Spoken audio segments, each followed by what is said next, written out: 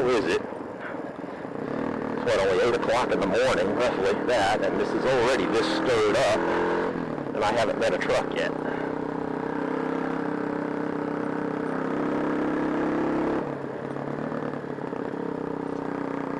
These loggers drive crazy.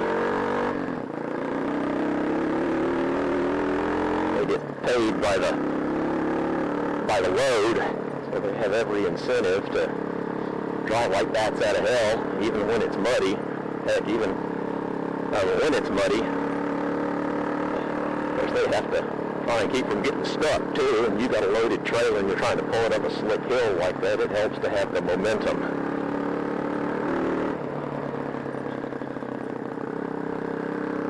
But you also have momentum to thoroughly take out a person on a motorcycle too.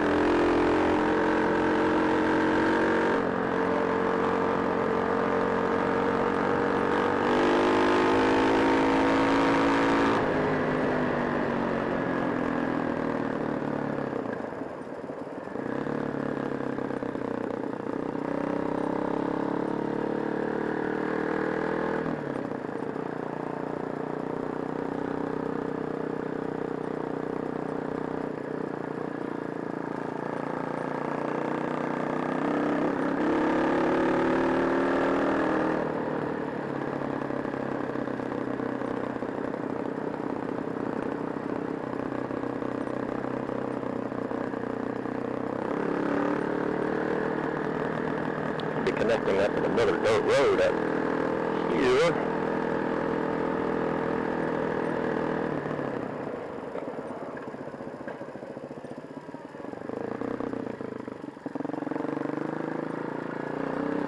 This is going to be stirred up too. No, it's not that bad.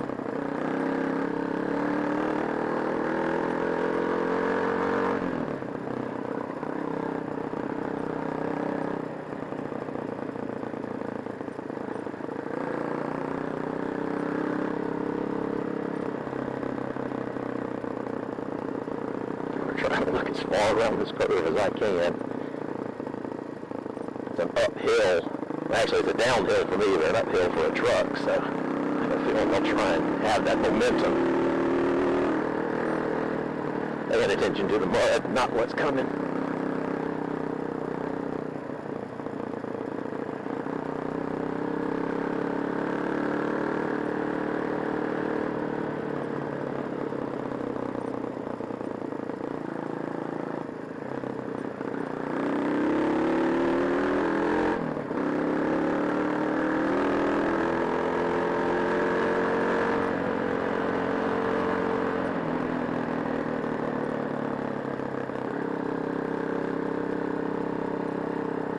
Must not be running very many trucks right now. Just one or two that are hauling ass between the docks and the lumber mill. One truck turned around, it looked like.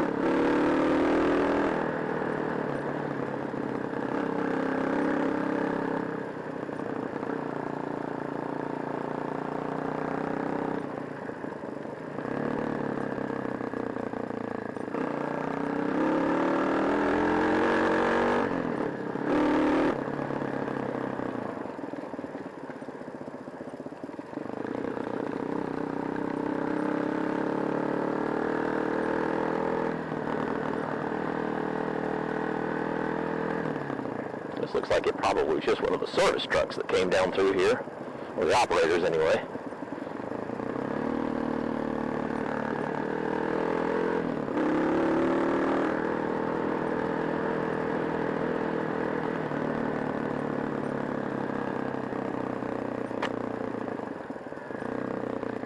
At this point, I don't even think this is the main road. This is somebody's hunting land. I'm going to go back down in there. Yeah, that truck turned around here too.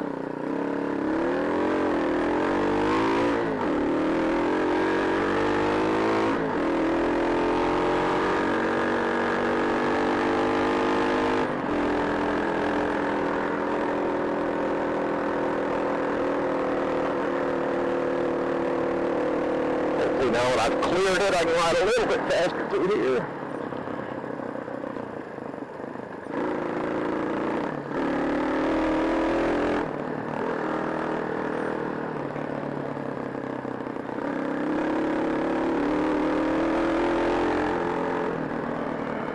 See that other truck turn around. I'm glad I'm not the only one that's getting lost.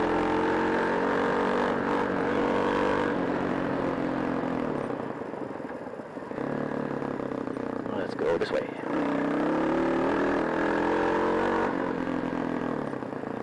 It's kind of tight in here.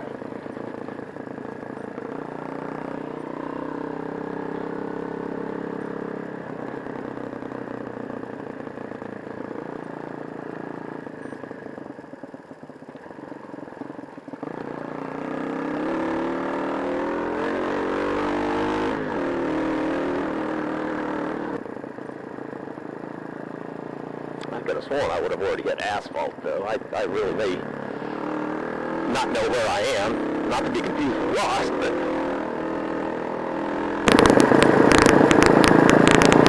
I could have sworn I would have already hit asphalt, though. I really may...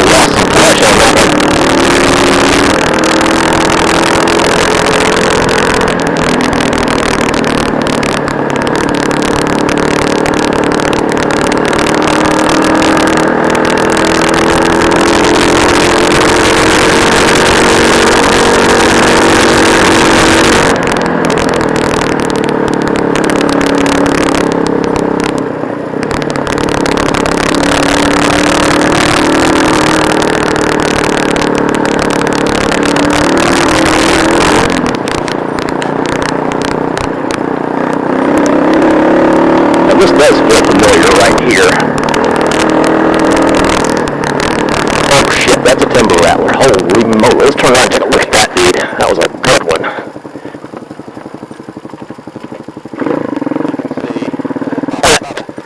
Let's see, he's gonna run. Look at my mask up here so I can take a look. You can see, it's probably about a 3-foot Timber-rattler right there.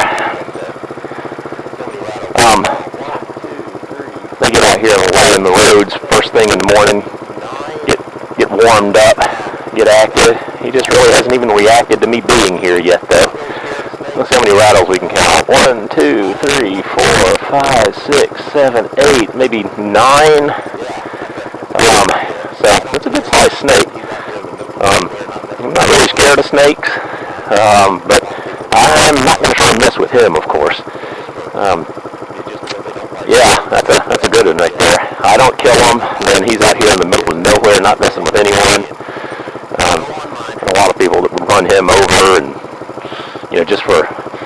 just because they don't like snakes. But yeah, like I said, he's not bothering anyone out here, so he just needs to go on his way, and I'll go on mine.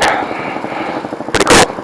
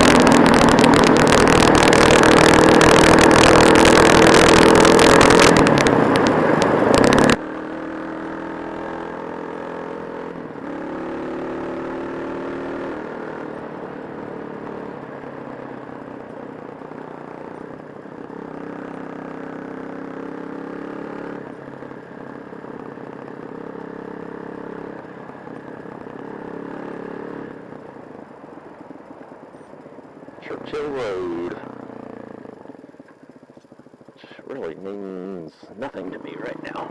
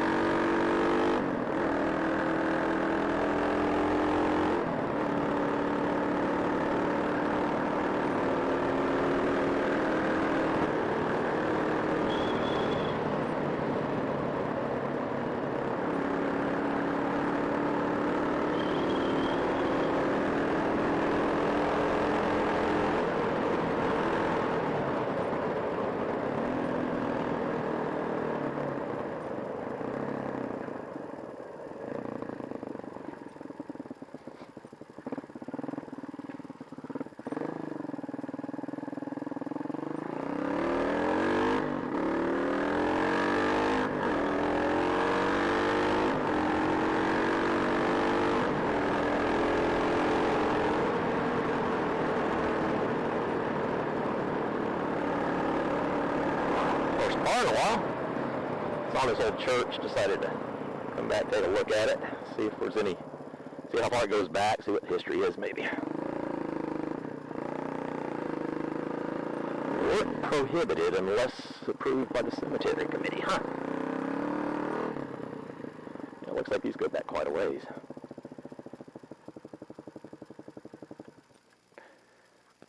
Let's take a look.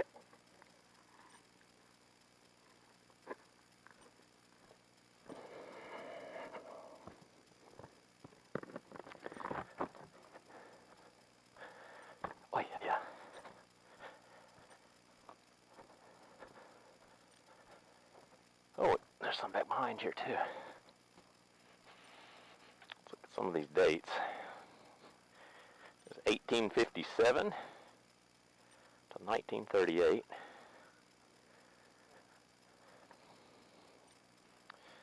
There's three little graves right there. Always hate to see that.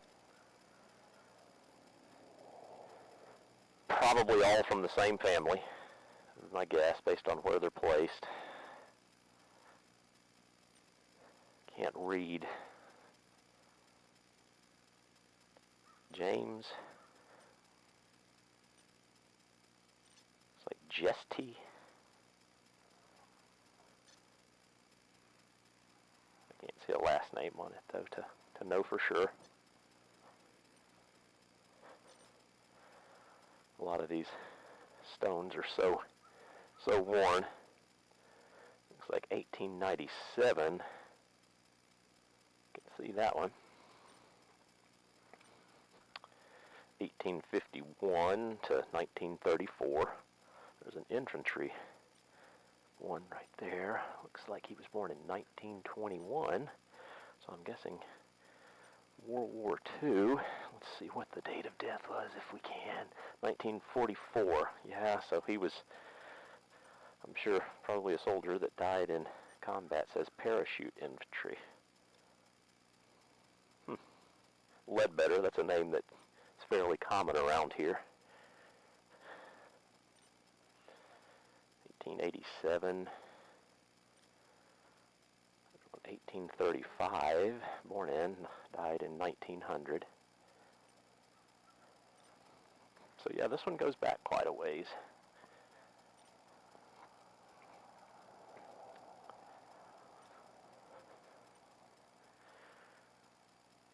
Died in 1891.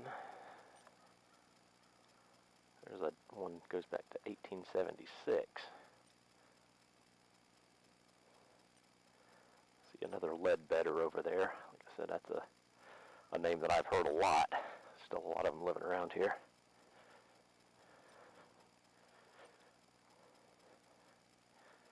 Some of these things not in great shape.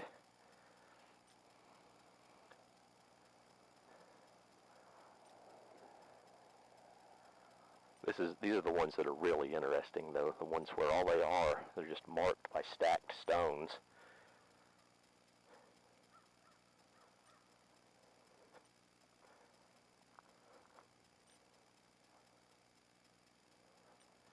And this looks like all cast iron.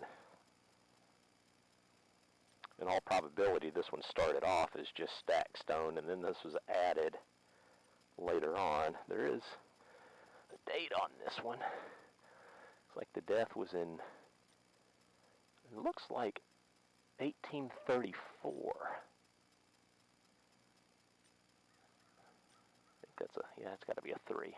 So yeah, that goes way back. Way back. Another stacked stone.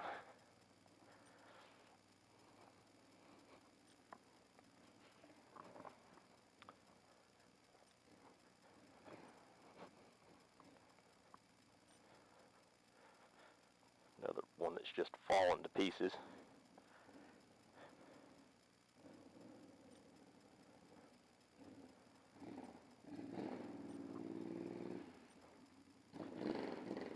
Got his hog having some problems.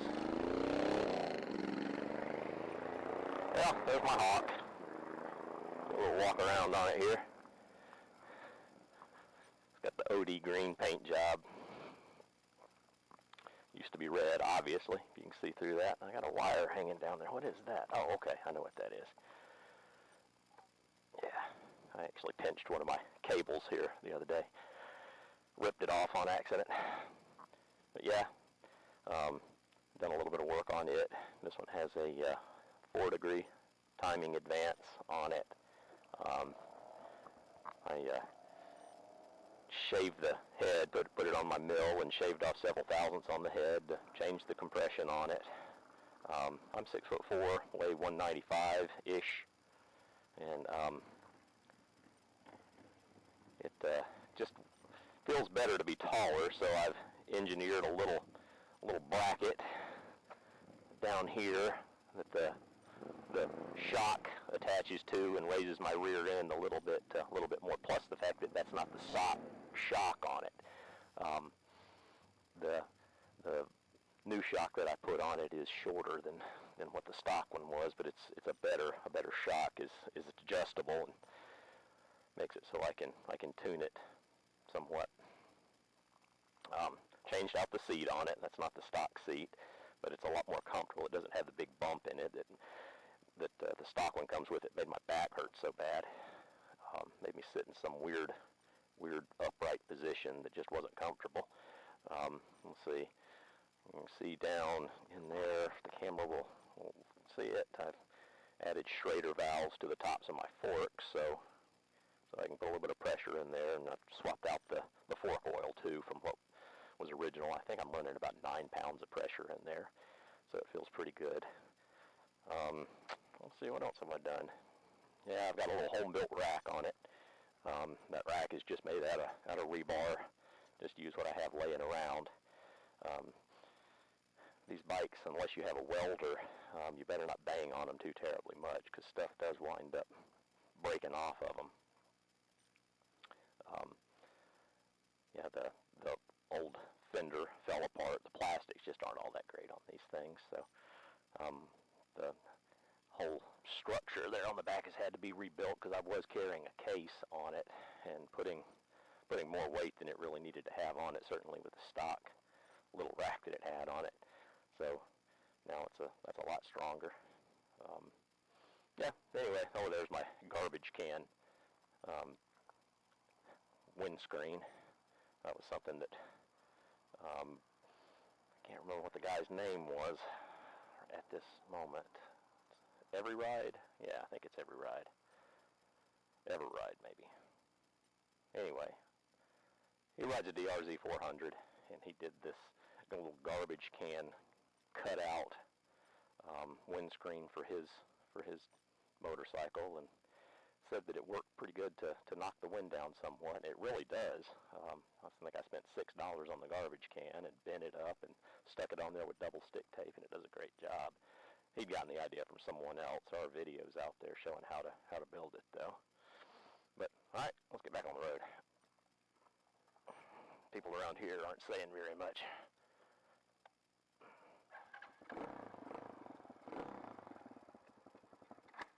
Uh-oh.